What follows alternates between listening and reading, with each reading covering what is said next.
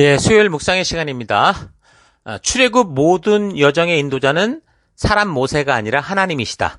출애굽 모든 여정의 인도자는 사람 모세가 아니라 하나님이시다. 이런 제목으로 또 오늘 묵상 나누겠습니다. 우리는 신명기가 언제 어디서 누가 왜 적었는지에 대해서 살펴봤습니다.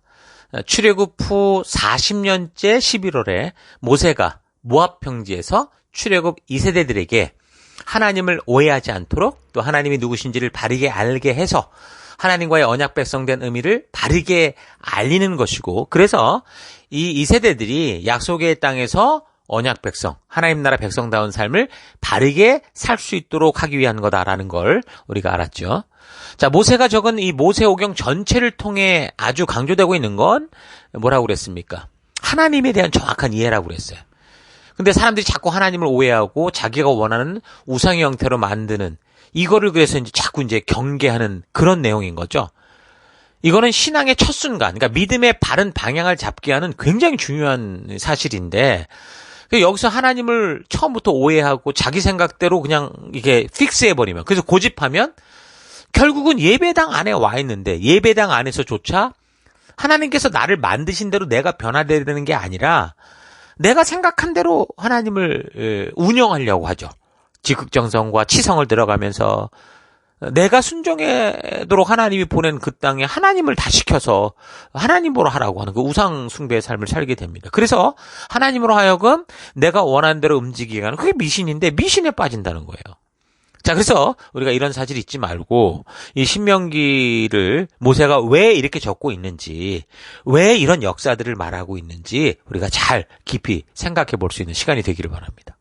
자, 그래서 계속해서 신명기에 대해 서론적인 묵상으로 명칭과 구조에 대해서 좀 생각을 해보면요. 신명기라고 하면 얼핏 신명기, 신이 하는 무슨 명령인가? 이렇게 들릴 수 있지만 신명기를 한문으로 쓸 때는 그 신자가 납신자라고 하는데 사실 그 납신의 의미가 아니라 뭐냐면 되풀이할 신자입니다. 반복한다는 의미예요. 그래서 우리가 어떤 사람에게 뭔가 부탁할 때 신신당부한다 이런 말 하잖아요. 그 말이 반적 그때 쓰는 신자가 바로 되풀이할 신자, 이거 신신을 말하는 거예요. 그렇게 거듭하는 걸 뜻하는 거죠. 그러니까 신명기는 뭐라는 거예요? 신신당부처럼 계명을 거듭 부탁한다, 되풀이해서 강조한다, 그런 뜻이 있을 수 있는 거죠. 한마디로 반복한다 그 말입니다. 그러니까 반복은 뭐예요? 참 중요한 성장의 도구라는 거 잊지 마십시오. 그러나 반복에 있어서 아무 생각 없이 재탕을 하는 그런 단순한 기계처럼 그렇게 해서는 안 돼요. 왜 이것이 반복되어야 하는가 하는 그 의미와 의도들을 계속해서 되새기는 반복이 돼야 되는 거 잊지 마시기 바랍니다. 자, 신명기의 히브리 명칭은 원래 히브리인들 같은 경우 그냥 그 책의 특별한 이름보다 그냥 각 책에 처음 나오는 첫 구절을 그냥 그대로 삼아 그 구절을 책의 이름으로 삼는 그런 관습이 있는데, 그렇게 보면 엘레 하데바림이라고 이렇게 부를 수 있습니다. 그 의미는 신명기의 첫 구절이 뭐냐면 이것들이 말씀들이다라는 그 내용인데, 그게 그냥 그대로 제목이 된 거죠. 자, 그런데 최초 헬라어 번역본인 뭐라고 그랬습니까? 70인역이라고 그랬죠. 70인역은 그래서 이 명칭을 그대로 따르지 않았고요. 두 번째 율법의 재강조, 그러니까 어떤 의미를 두고 그거를 이름을 붙이죠. 그래서 재강조라는 의미의 듀테로노미온이라고 이렇게 명칭을 했는데, 그것은 본문의 율법들이 전에 시내산에서 주어진 첫 번째 율법의 반복 또는 재강조다라고 봤기 때문입니다. 그래서 이 명칭이 나중에 라틴어 불가타역으로 그대로 넘어가게 돼서 듀테로노미움이라고 불렀고, 그 영어 성경도 그대로 70인역을 따라서 듀테로노미 이렇게 불리게 되는 겁니다. 최초 번역본인 70인역, 헬라어 번역본 70인역에서 율법의 재강조라고 하는 주제를 가지고 제목을 바꾼 건 좀 굉장히 의미가 있다고 봅니다. 훨씬 더 좋은 책 이름이 될 수 있겠죠.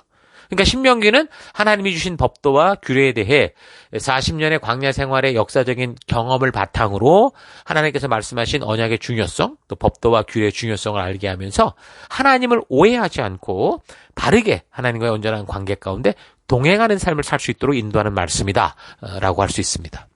자, 특이한 점은 대부분 어떤 내용을 중복하게 되면, 그러니까 레위기를 반복하는 거니까 그러면 그 레위기의 내용을 가지고 설명을 더 붙이는 거 아닙니까? 그럼 길어지게 될 수 있는데 왜냐하면 디테일한 어떤 그 설명들을 더 부가해서 말하니까. 근데 이제 이 레위기를 반복하는 것 같은 이 신명기는요, 오히려 그렇게 하지 않았어요. 레위기를 확대 해석하면서 주석을 달아서 설명한 게 아니고, 실제 이제 그 말씀을 듣고 삶의 경험을 통해 알게 된 아주 중요한 것들을 이제 강조해서 되풀이한다. 그렇게 볼 수 있습니다. 자, 그래서 광야의 역사적 실패로부터 교훈을 얻어서 그래서 하나님을 오해하지 않고 그 말씀대로 믿음으로 사는 삶이 얼마나 중요한 것인가라는 것을 이제 전하는 내용인데 오히려 레위기보다 뭐 비슷하거나 조금 더 내용이 더 적을 만큼 그렇게 아주 굉장히 이 말씀을 되게 잘 전한 게 이제 신명기의 내용이다. 이렇게 볼 수 있어요. 자, 그렇게 이제 신명기의 이제 구조, 전체 구조를 좀 보면 크게 세 단락으로 나눌 수가 있는데요. 첫째는 이제 1장 1절에서 4장까지. 이건 이제 과거에 대한 회고다. 이렇게 볼 수 있습니다. 그러니까 지난 40년간 파란만장한 그 한많은 역사죠. 그걸 쭉 회고하는 그 이야기예요. 과거 내가 살아가던 삶 속에서 함께 하셨던 하나님이 그렇게 이제 이루어오신 그 일들을 1장 1절부터 4장 43절까지 소개하면서 그 역사를 통해 이제 하나님의 그 마음을 알게 하는 하나님 뜻대로 사는 삶의 중요성을 각성시키는 게 이제 첫 부분이고 두 번째는 5장부터 28장까지인데 여기는 이제 그 레위기의 내용, 그러니까 율법의 재설명이라고 볼 수 있어요. 조금 전에 근데 말한 것처럼 그 내용이 길어지지 않았고 줄어들었다고 그랬죠. 물론 레위기의 법도와 규례 하나하나가 다 중요해요. 여기서 말하지 않은 게 의미가 없다는 게 아니라 다 중요한 건데 그 중에서도 지금 이곳에서 다시 이렇게 반복이 돼서 또 다룬 내용들이라고 한다면 더 중요하다고 볼 수 있겠죠. 그래서 더더욱 이 내용들을 신경 쓰고 잊지 말아야 되는, 그래서 이 굉장히 중요한 내용이 있다라는 걸 우리가 알 수 있는 겁니다. 자, 그리고 마지막에 29장에서 34장까지는 그 모압 평지에서 추가로 더한, 그래서 부연하여 덧붙여 이렇게 말하면서 보충해서 기록된 게 이제 마지막 부분의 내용입니다. 자, 그러니까 과거 하나님이 시작하신 역사와 그 과정에서 행했던 사람들의 태도들을 분명하게 알게 하므로 왜 저들이 지금 이 모압 평지까지 와 있고 또한 저들에게 이제 현재 가나안 정복을 위한 이 사명이 있는지 그 저들이 지금 처한 현실을 알게 하고 그래서 저들의 내일이 어떠해야 되는지 그 미래에 나아갈 바, 행할 바, 잊지 말아야 될 바를 분명하게 각인시키고 말해주고 있는 거죠. 그래서 신명기는 신의 산 언약과 그래서 백성들이 살아야 될 바를 말해주고 있기 때문에 그 내용은 당연히 뭐 레위기의 중복이 되는 것처럼 보일 수밖에 없어요. 그래서 레위기에 나오는 법도와 규례를 따라 하나님 나라 백성답게 살아본 경험이 포함된 말씀이기 때문에 그렇죠. 그래서 레위기가 주로 제사장이나 뭐 레위인 같은 성직자의 규례, 또 그들이 행해야 될 법도 이런 것을 가르치는 어떤 이론적인 부분이라고 하면 신명기는 성직자보다도 일반인들에게 그 초점이 맞추어져서 그 일반인들이 삶의 현실에서 하나님 백성으로 살아가며 지켜야 될 법도와 또 거룩한 생활에 초점을 맞추어서 가르쳐준다라는 걸 볼 수 있습니다. 자, 중요한 것은 하나님께서 시내산에서 직접 말씀해 주신 법도와 규례를 기준으로 믿음의 삶, 하나님 나라 백성된 삶의 현실에 맞게 말해주고 있는 이게 이제 이 신명기의 내용인 거죠. 이미 모든 삶의 기준은 나왔어요. 근데 그 기준을 중심으로 어떻게 적용하느냐, 무엇을 더 깊이 생각해야 되느냐라는 이런 것들이 좀 강조됐다고 볼 수 있어요. 그래서 삶의 현장에서 실패를 한 후에 항상 반복된 교육을 지금 할 때 보면 항상 그 관계부터 항상 시작해요. 그러니까 우상숭배, 하나님을 오해하는 것에 대한 경고, 그 다음에 잘못된 길에 섰을 때는 돌이켜서 바르게 돌아 나오는 거. 그것 때문에 이제 제사, 절기, 예배에 대한 얘기가 항상 처음으로 나오는 걸 볼 수 있어요.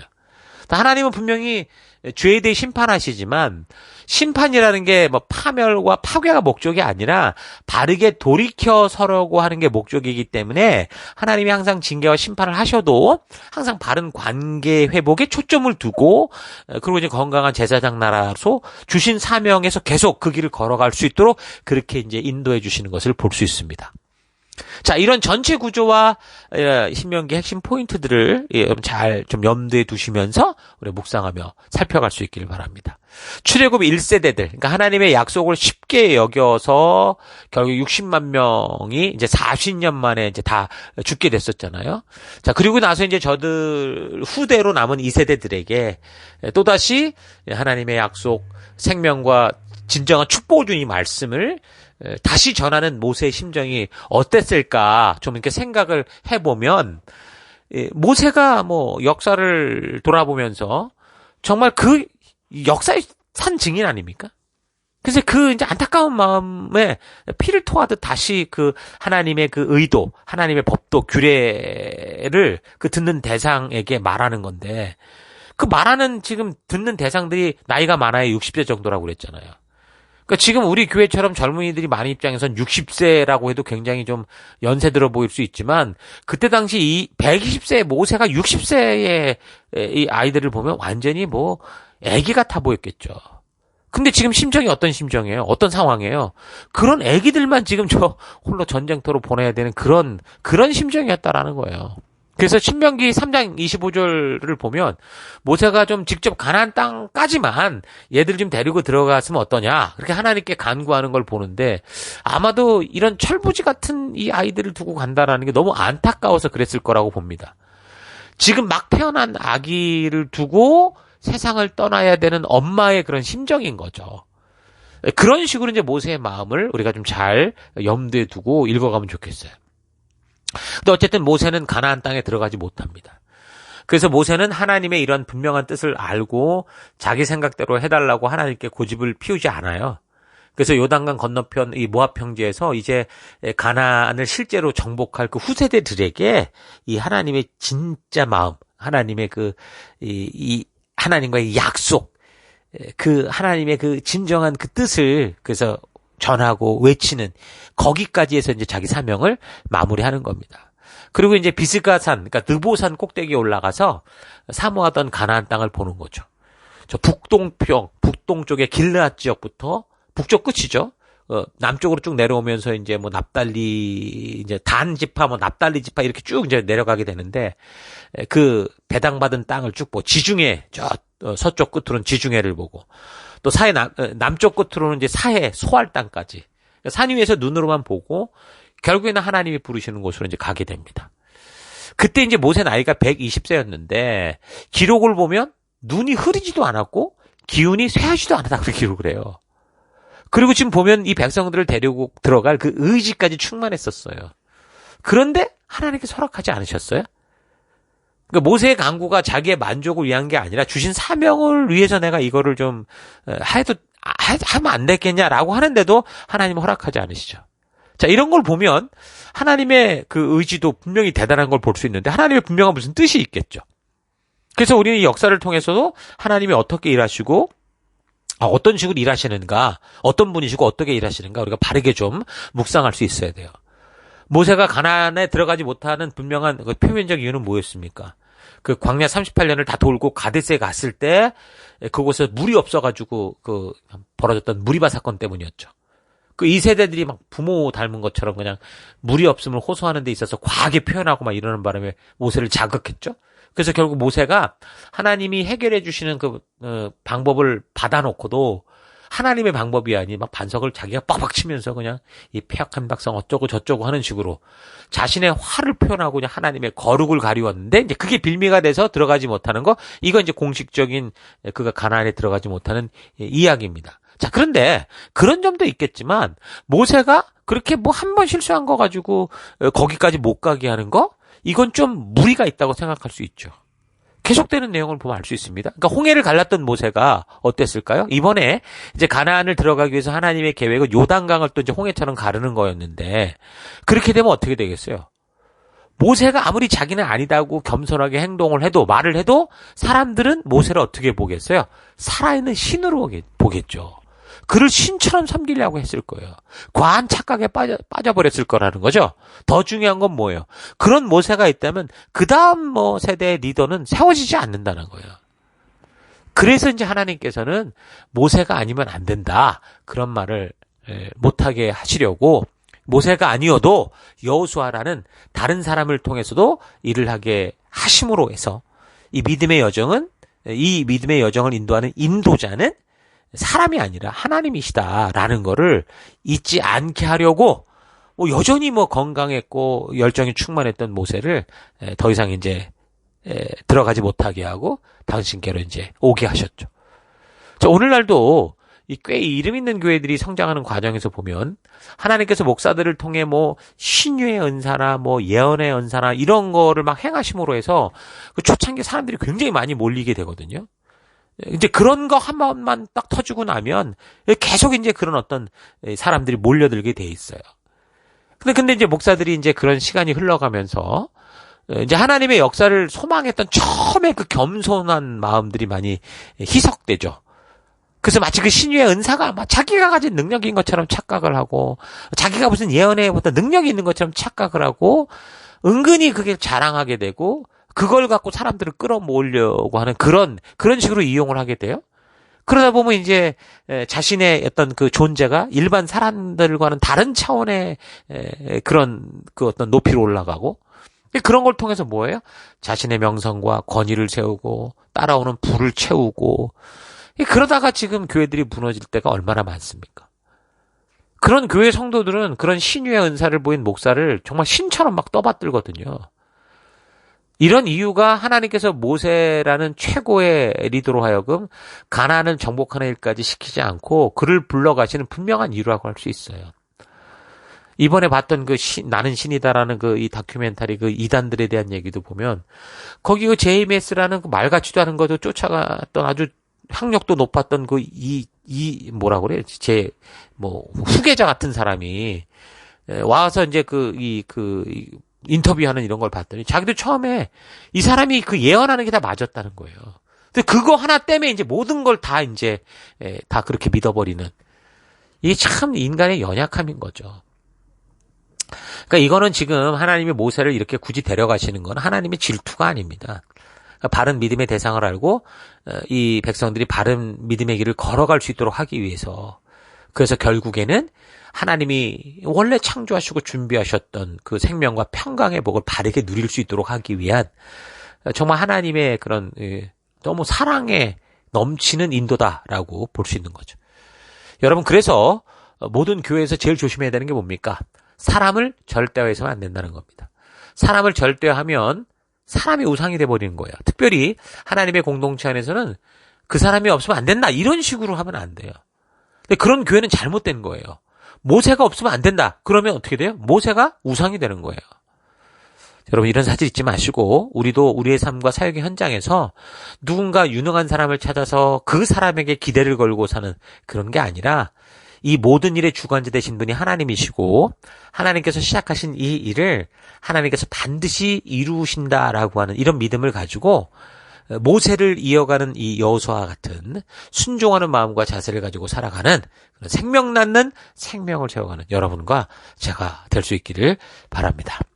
자, 오늘 하루 나는 신명기를 전하는 이 모세의 마음처럼 하나님의 진실한 마음이 내 마음에 담겨 있고 그래서 내 삶에 맡겨주신 우리 지체들이 진정으로 하나님의 마음을 알기 원하는 그런 간절함으로 행하고 있는지 아니면 그냥 내게 주어진 그런 삶만 열심히 살면 된다고 생각을 하면서 맡겨주신 영혼들을 책임지려 하기보다 그냥 알아서 하는 것이라고 방치하고 있지는 않은가 좀 되돌아봤으면 좋겠습니다. 신명기의 가장 핵심적인 것은 이제 하나님께로 가야 하고 가나안을 눈앞에 보면서 들어갈 수 없는 모세가 그 땅의 주인이 되어야 되는 이 영육간의 여러 면에서 어린 그 출애굽 2세대들을 보는 참으로 안타까운 마음에 그 다음 세대의 주인공들이 될 2세대들에게 어떻게 해서든 이 하나님의 진실한 뜻과 그 의도를 알게 하려는 그 마음이 그게 지금 신명기를 보는 핵심이 되어야 돼요. 이런 모세의 마음을 통해서 우리가 어떻게 해요? 하나님의 마음을 알 수 있기 때문인 거죠. 자, 그래서 우리도 이 모세의 마음을 만나야 되고 그래서 우리의 사명의 현장 속에서 이런 모세의 마음으로 우리에게 주신 영혼들을 섬기고 그들에게 나누고 세워가야 됩니다.